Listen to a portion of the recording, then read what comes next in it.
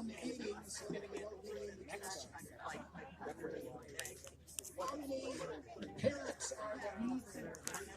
Raise your hand and hold your hand high, all you parents. Every parent, hold your hand high, unless you're not proud of your kids. No. Leap up.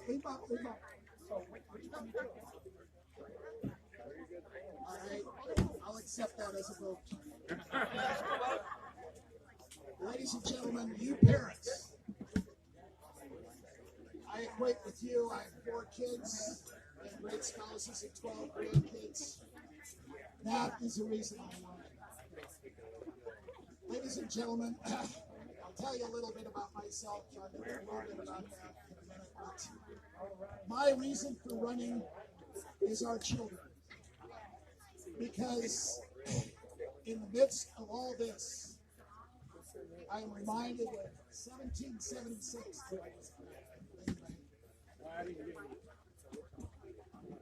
A man said,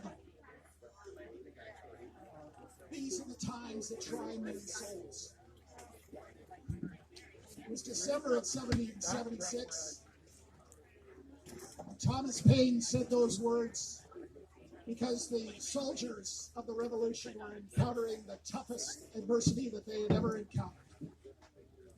These are the times that try men's souls. The winter soldiers. In the summer, it's okay, everything's great. But in the winter, those who know the battle remain. We are in a war. Sure, it's a political war. It's an economic war. It's a social war. It's a cultural war. It is a spiritual war. And the difference in this war, almost over and above any other previous time, is the other side is taking prisoners. And that's our children. Our children are suffering today at the hands of people with a philosophical, ethical, moral bankruptcy that I have never seen and do not understand.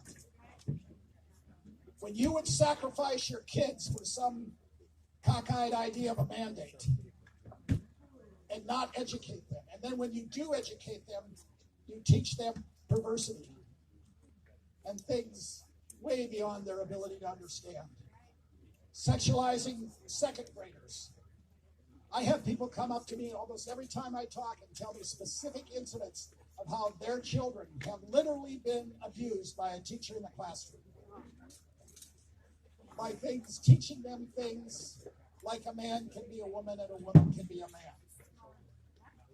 We are in a war. Our children are being taken hostage. And I asked you parents to raise your hands because I need to know that I am not in this battle alone.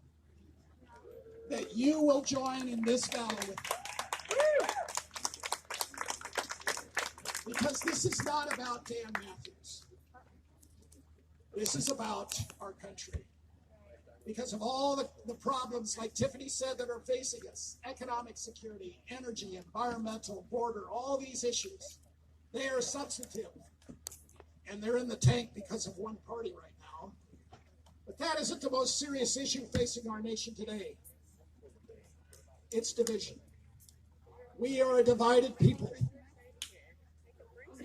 In many ways, we're a divided party.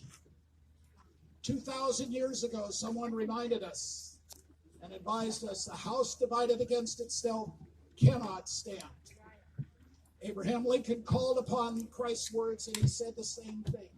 In the midst of the Civil War, and we are just about in a civil war, a house divided against itself cannot stand. Those of you old enough to remember 9/11. Oh, yes. What was the call then? In days, united we stand. And people put aside their differences, and congressmen and women of both parties stood on the Capitol steps and sang, "Oh my goodness, God bless America." Putting aside their differences, their philosophical and political ethic and whatever, and realizing that certain things are more important.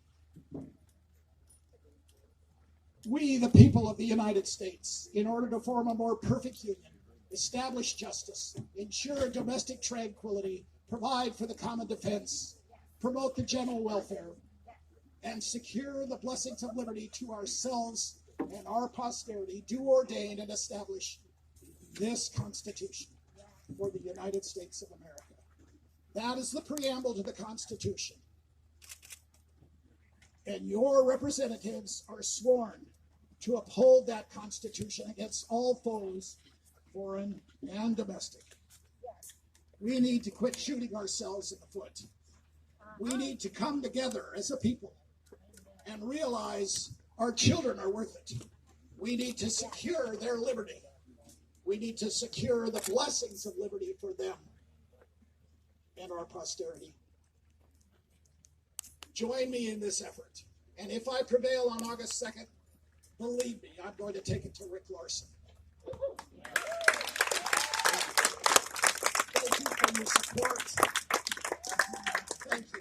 I aim to bring climate change to Washington, D.C. I need you to help. Thank you very much. Thank you, Dan. So we've had the Declaration of Independence, and now we've had the Constitution.